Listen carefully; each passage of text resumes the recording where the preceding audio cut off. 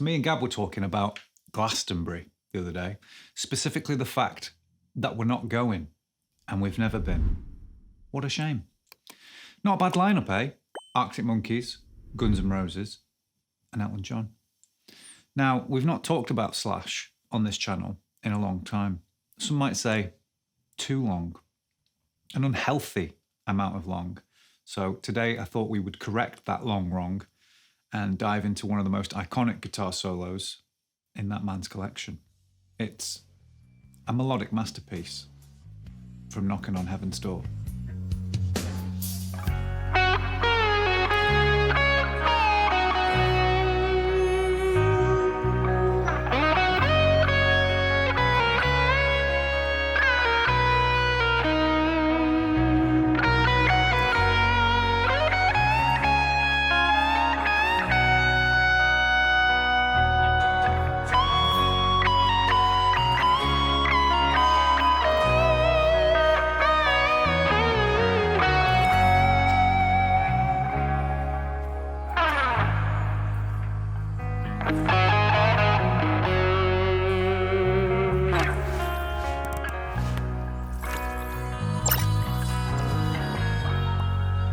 So obviously, Knockin' on Heaven's Door isn't an original song for Guns N' Roses.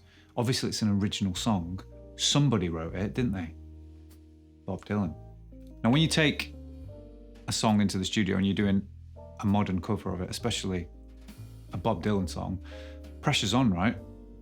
It's got to be good. It better be good. And apparently, the recording sessions were intense, to quote somebody on the internet. Because we all know that Slash can absolutely rip sick licks. And we know he's a master of melody, but this solo had to be very sweet, angelic. It had to convey an emotion and tell a story at the same time. Normally I would say, you're not going to believe this, but it's Slash, so you probably will believe it. But apparently, he nailed the solo in like a couple of takes. Went in there, put his hat on, glasses, roll it. That'll do. Perfect. There's something going on underneath that hat, musically, and we all need it. Let's start by talking about the key, the tuning, and some scale positions that we can make use of. So, in true Slash Guns N' Roses fashion, the guitar is tuned to E flat standard. So that means that every single string has got to go down by a semitone. And you'll find that when you do that, your guitar might need a moment to settle. And you'll have to kind of stretch the strings and tune it again. But one pro of it that I really enjoy is that the string tension is slacker, so bends are way easier, especially closer to the nut or towards the bridge. But that will mean that you kind of got to rein it in a little bit. You'll probably find yourself overbending a shitload. But just wind it in, all right? In terms of key, literally behind the solo, you've got three chords, G, D, and C.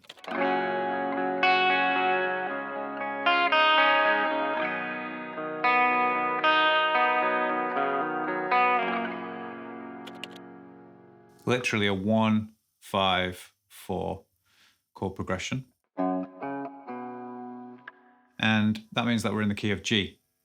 But we're not really, because we're in E flat. But for the sake of not going insane when you're looking at your guitar, we're saying we're in the key of G. Here are some scales that we're going to be using.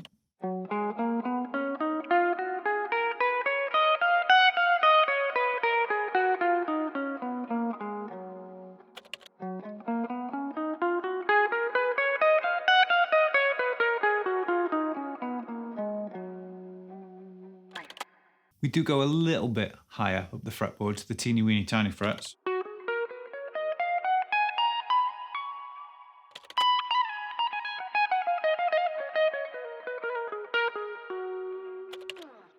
I thought I would descend that position in true Slash fashion. Slashing as I now call it. So where do we start? Well, we start in that first position of G major with a G, and then you're going to pre-bend release the 14 down, whole tone. Back and forth. Then grab the pinky on the 15th fret of the B, pre-bend release again, hit the root note twice. Slide into the 14th fret of the D, then the 12 on the G. Slide up to the 17 on the B. Back to the 15 with some vibrato. And then we've got these sweet little pull-offs from the note C, 13th fret of the B, back to the B, semitone. Then you're going to bend up whole step with the second finger. Pre-bend release and then the pull-offs again. Finishing on the 14th fret of the D. Then you've got this. So that's 12, 13 on the B, semitone, and then up to the 15 on the high E, the note G, and back. Back to where you came from. Then you're going to slide up to the 17th fret of the B, 15 on the high E, then bend the 17th fret of the high E up, whole step, let it down, and then rebend it, but don't pick it again, right? You've been told. Once you've rebent it up, unpicked, let it down, pick it and rebend it up. That's your chance to repick it, right? And not a moment before.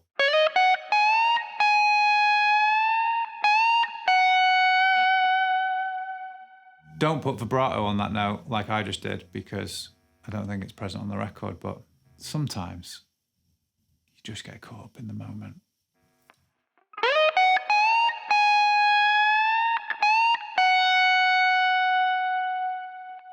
And then we move up high to this.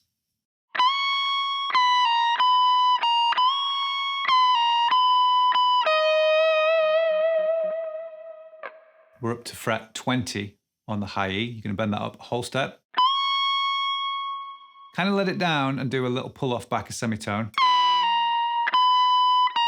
And then you can pick those same two notes again, 2019, 2019. Do it again. Second time, you're going to hit that 20 twice. You don't want to bring it back the semitone.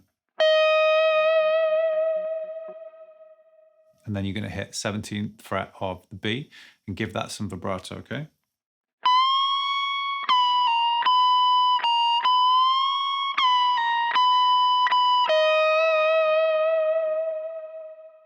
And now we've got this really cool lick.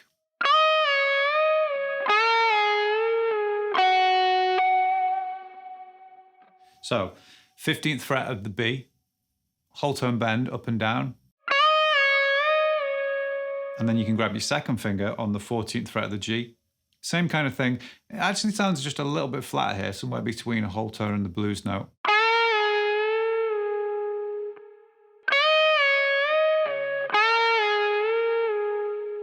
Come back to the G on the 12th fret. You've got two options here. The simple thing to do would be to play the octave above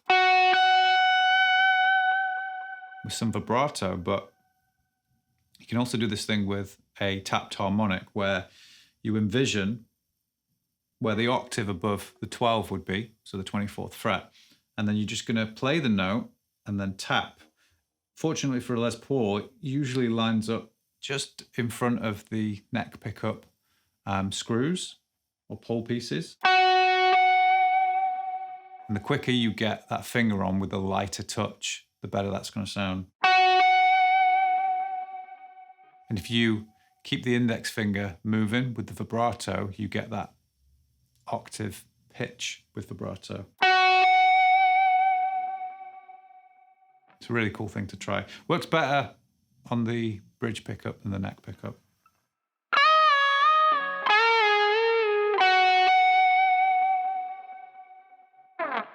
Let's try one unaccompanied.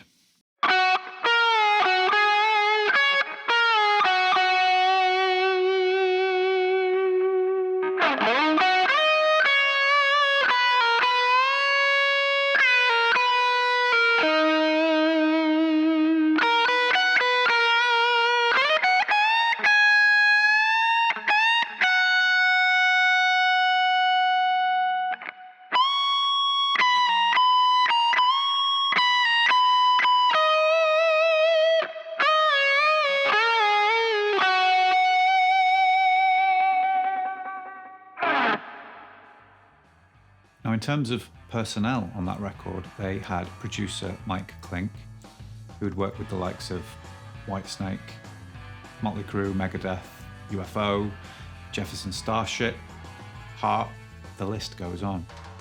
He was known for his meticulous attention to detail, and he knew how to capture the raw energy of Guns N' Roses whilst keeping it tight. And let's not forget the mixing engineer, Bill Price. That, by the way, is universal sign language for mixing engineer. Often in the streets of England, we like to shout at each other, "All right, mate, what do you do for a living?"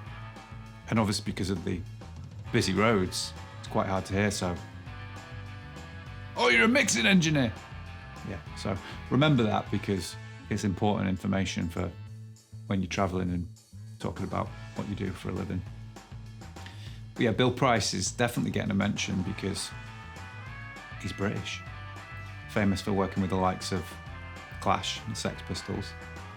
He worked his magic in the control room, ensuring that every note, every nuance Slash's playing shone through the mix.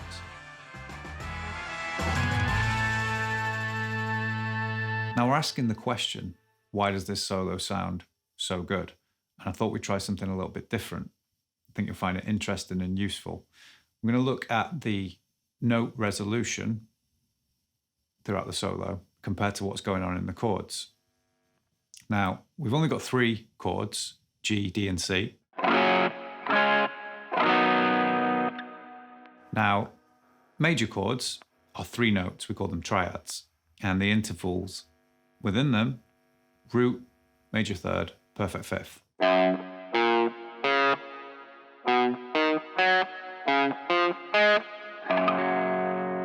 On guitar, we obviously stack those same notes or intervals multiple times to give us bigger or more fuller sounding chords, right?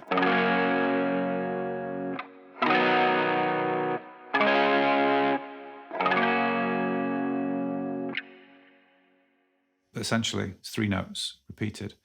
And what Slash is doing throughout the solo, as an example, is targeting one of those notes as the chord progression changes. And that's why it sounds cool. So the solo starts on a G. First phrase starts on the root. Then finishes on an A note as the chords move to D. So he's hit the 5th of D. Then you've got this phrase. He's finished on a G as the chord moves to C. So he's hit the 5th of C. Then we've got this phrase. He's landed on a D, which is the 5th of G. Then this.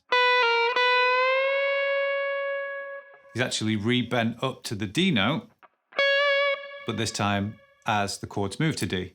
So he's hit the root. And then we've got this.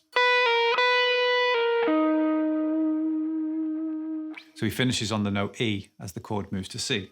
And E is the major third of C. Let's carry on. So, as the chord moves to G, he finishes that phrase on a B. So that's a major third of the G. Then we've got this. Again, he's finished on an A note there. That's the 5th of D. Finishes that phrase on a G. Perfect 5th of C. This is cool, so he comes way up here now and bends up to the note D,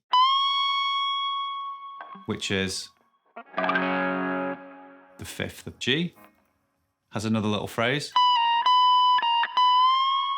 Rebends back up to the D, which we know is the root of D.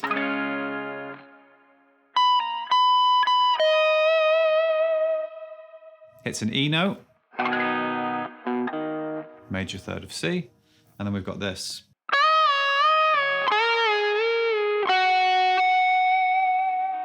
And then, of course, finishing on the note G as the chords go back to the G at the start. But I think it's really interesting to go that in depth into what a player is doing, because you can maybe start to figure out how they function and also improve maybe the way you improvise or write your own solos, right? I have made a little note here as I was going through it. I scribbled over my own tab because I thought that was a smart thing to do, but it goes fifth, fifth, fifth, root, third, third, fifth, fifth, fifth, root, third, root. So, you know those interviews where Slash is pretending to be super cool and he's like, yeah, I don't know, man. I think it's the third. I think it's the root. I think he knows. I think he knows damn well what he's doing. But even if he doesn't, he does in his own way. And that's all that's important, right? Because he's one of the best. He is, because I said so.